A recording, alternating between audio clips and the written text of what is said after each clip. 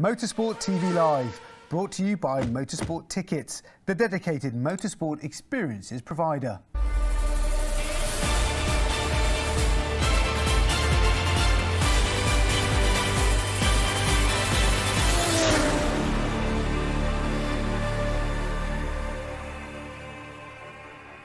Hello and welcome to Motorsport TV Live. I'm Chris McCarthy with all the latest from the world of motorsport.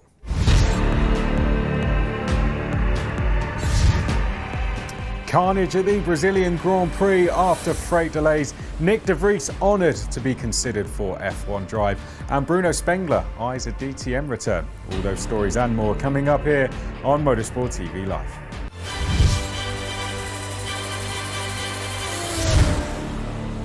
Starting with Formula One, and as the teams prepare for the Brazilian Grand Prix this weekend, a freight delay means many will now have to work through the night to be ready for on-track tomorrow. As well as the third and final sprint race weekend, the meeting is the second of a triple header which stretches across the globe, with the teams due in Qatar next week, leading to further criticisms over scheduling. However, the excitement is, of course, the intense championship fight, which sees Red Bull's Max Verstappen leading Mercedes driver Lewis Hamilton by just 19 points with only 4 rounds remaining. Well, here to talk about all of that and more is Autosport's F1 reporter Luke Smith. Luke, thank you very much for being with us on Motorsport TV Live. Of course, drama before we've even got started with the freight delay. You've been speaking to guys over in the track and we're hearing it's carnage over there. Yeah, that was the word that one of my contacts used, and yeah, it's not what the teams wanted. As you said, it's a triple header, it's a sprint race weekend as well, so it's really, I think, sort of a crunch time for F1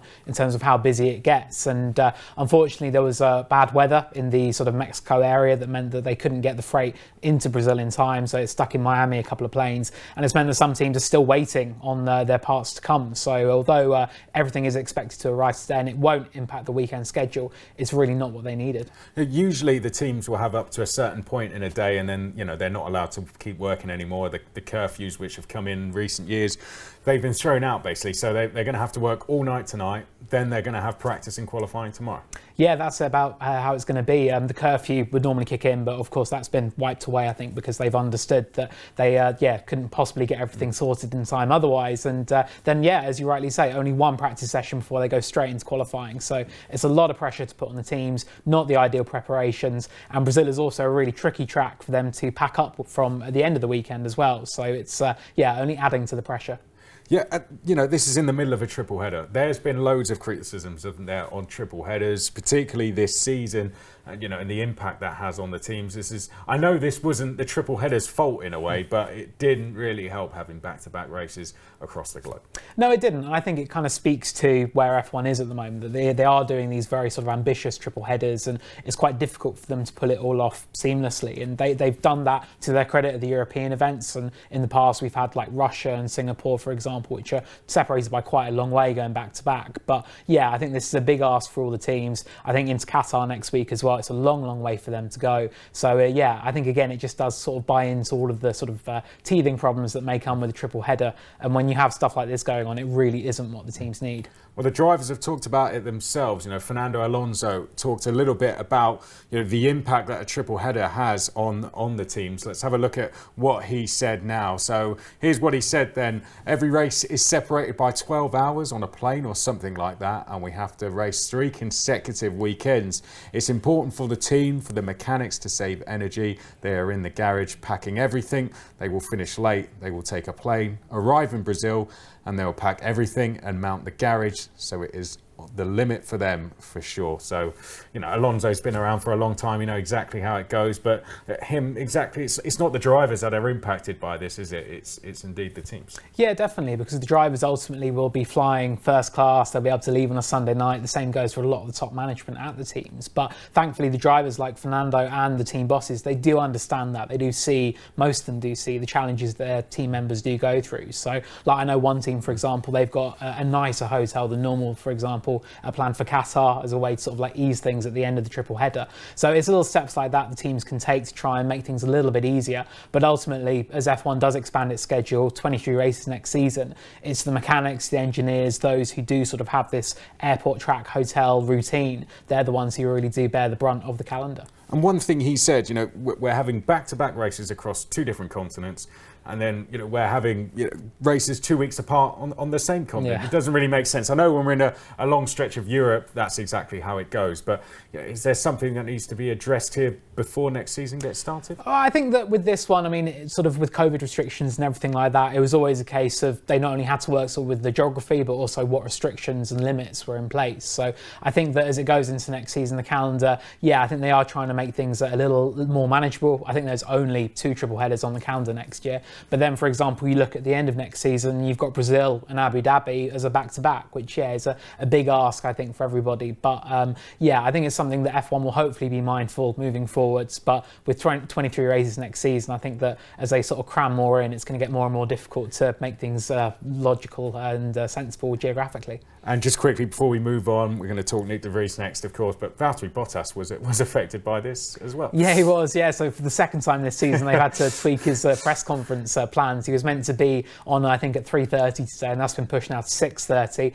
Lewis Hamilton has swapped places with him in the press conference order because, he was also caught up in some of the travel delays, but he should be there later today, though. And let's talk about Nick de Vries. He joined Will Buxton on the latest episode of This Week with Will Buxton. He was linked to an F1 driver, of course, Formula E champion. Said he was, honoured to be linked to a seat in F1. Are we going to see Nick de Vries on the grid, do you reckon, anytime soon? I think for next year, I think that door has now shut, and he's very much focused on Formula E with Mercedes as he goes forward. But as he said with Will, he'd be lying if he said that it wasn't something that he was looking at in the future. Every young racer does dream of being in F1 one day. He's still a young guy in his mid-20s, so he's got plenty of time. I think that it was a good chance this season. I think he really made a good name for himself by winning that Formula E title to go along with his F2 title. And Williams was the seat that probably looked most likely for him at one point, thanks to the Mercedes links, but wasn't to be in the end with Alex Albon getting that drive. But I think that as long as he keeps impressing in Formula E and sports cars, I think, he'll continue to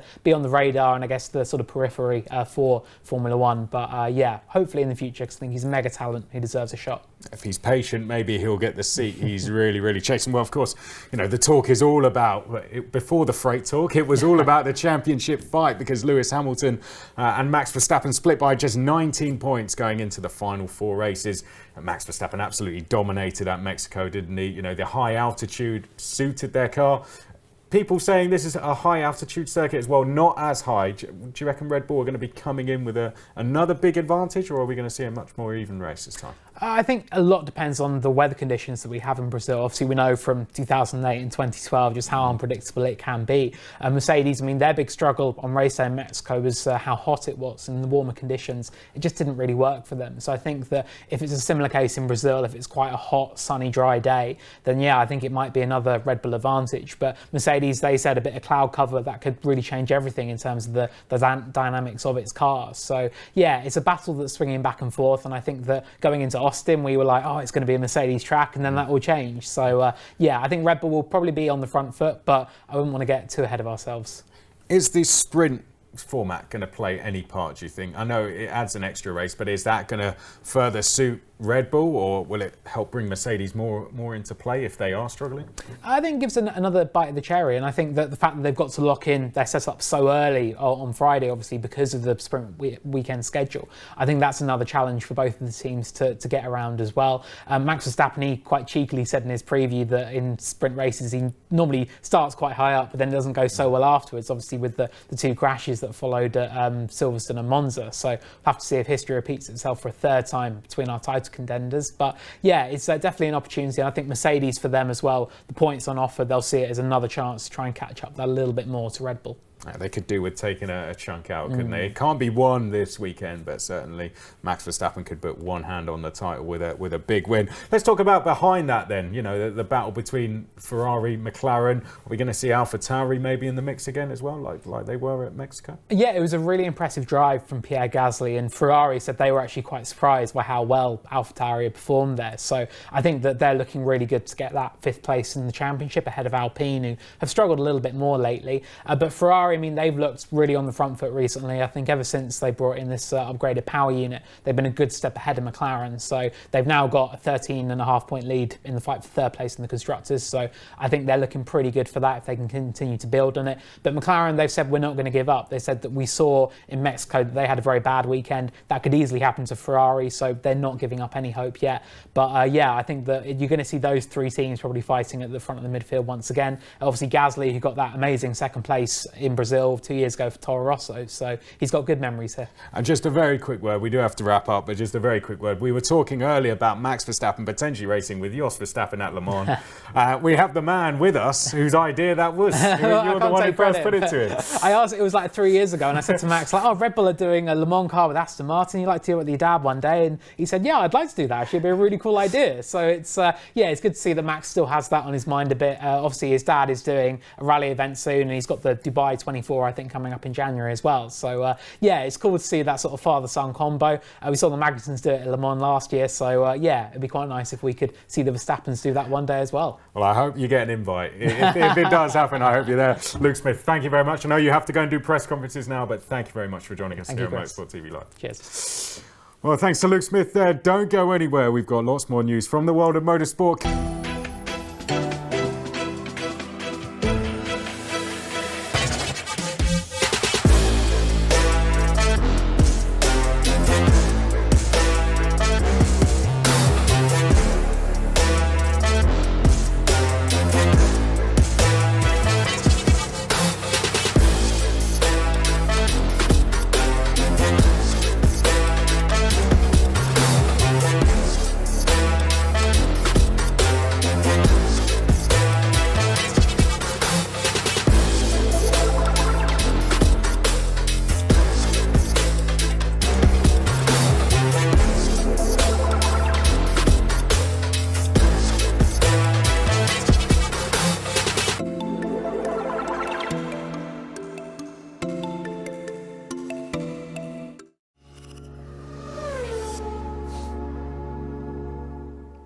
Brazilian stock cars in action there, and they are back live and exclusive on Motorsport TV for the penultimate round of this season from Santa Cruz do Sul in just over a week's time. But if you can't wait that long, there's plenty of racing this weekend on Motorsport TV, kicking off with the Porsche Carrera Cup Round 8 from Interlagos. Or if you prefer your racing to be digital, Round 3 of the Le Mans Virtual Series place will be taking place on Friday and Saturday with the 8 hours of the Nordschleife. Yes, prototypes going around the Nordschleife for 8 hours. I don't know whose idea that was either. And karting fans can catch the Miami iGames will be in action from Portimao. That's all live and it's all happening this weekend on Motorsport TV. In Formula E news, Jean-Eric Vergne has confirmed he will remain with DS Techeetah next season to race alongside Antonio Felix da Costa. Both drivers faced uncertainty as the team's owner, Seika, sought investment and a potential sale due to the pandemic. With Vergne's contract expiring over the summer, there were questions over his future, but shortly after da Costa announced he was staying put, the French driver has also done the same. The French racer, who has a deal in place with Peugeot to race its Le Mans hypercar next year, took to social media to extinguish the doubt over his future, saying, "Let's keep writing history. Formula E Season 8 is a go. For this new chapter, racing with DS Techeetah and da Costa, we set the bar much higher." Vergne and da Costa will reconvene with DS Techeetah for pre-season testing at Valencia across the 29th of November to the 1st of December. Well, earlier on we spoke with Luke Smith about Formula E world champion Nick de Vries feeling honoured to be linked to a potential Formula 1 seat in 2022. De Vries spoke to Will Buxton on the latest episode of his show all about that opportunity. Well, first of all, I felt honored that my name was going around and people were linking me to Formula One teams. Ultimately, I don't have that much control over any rumors or speculations or even opportunities, because the only thing I can really control is my performance on track, and that's where my focus and priority is. and I think that's the only way to continue my career forward and to continue to open up new opportunities. So I will continue to do that, and I will admit that every young driver shares the same dream and goal, and that is to become a Formula One driver. And I'm still young, so I would lie if I say I don't share that dream and goal anymore. But ultimately, the Formula One paddock probably better than me, and that's why I just stay, focused on my job and let the rest dealt with by itself. Well, you're doing an impeccable job, man. A world champion, a brilliant season for you. Personally, I'd love to see you racing in Formula One, but if it's not going to be this year, then watching you defend your crown in Formula E is going to be a massive thrill as well. Just before I let you go, a quick one, and this will probably get you in trouble as well. I'm really sorry, but you obviously are a Mercedes contracted driver. We're in the midst of a fascinating Formula One battle between Max Verstappen and Lewis Hamilton for the World Championship. You're Dutch, so... Any split loyalties? Would you be happy to see Max win, or can you not say that and you're all Lewis? You're very kind to me today. Well, I think I'm going to be very political here. I'm sorry, but I think we as Formula One and motorsport fans must be very grateful for this incredible fight for the championship, and may the best man win. Love it. I thought Mercedes had pulled the plug just before you gave that answer because you just froze. But perfect. Great stuff. Nick, thanks for coming on the show, man. Though. Yeah, we got it. Good. Dude, thank you so much. I'll see you very soon. And thanks for coming on the show, man. Great stuff. And the full episode of This Week with Will Buxton is now available on Motorsport TV, which also features interviews with NASCAR Cup Series champion Kyle Larson, W Series champion Jamie Chadwick, and also Anthony Davidson. And finally, in DTM, Bruno Spengler says he would do everything to return to the series next year. Spengler made his DTM debut with Mercedes in 2005, but is best known for his 8-year stint with BMW, winning the title for the manufacturer in their first year of participation in 2012. The Canadian switched to IMSA last year as Connor De Filippi's teammate, finishing a respectable 4th with a maiden victory at Atlanta. But BMW has scaled down its factory program to just the 4 Michelin Endurance Cup races, and the M8 will be retired following this weekend's Petit Le Mans. After attending the DTM title decider at the Norris Ring last month, the 38-year-old says he is keen on returning to the series next year, having been impressed by its switch to a customer-based GT3 formula. I definitely miss being in the car on my own, Spengler told motorsport.com's sister title, motorsporttotal.com. I drove in the DTM for 15 years, so I really miss being here. It's already tingling in my stomach. I can feel that, and that's why I would look and do everything to be back in the DTM. It's just a mega series. Certainly have to agree with him there. Well, that's all for now. I'm Chris McCarthy. Join us again here on Motorsport TV Live for all the latest news from the world of motorsport. Bye for now.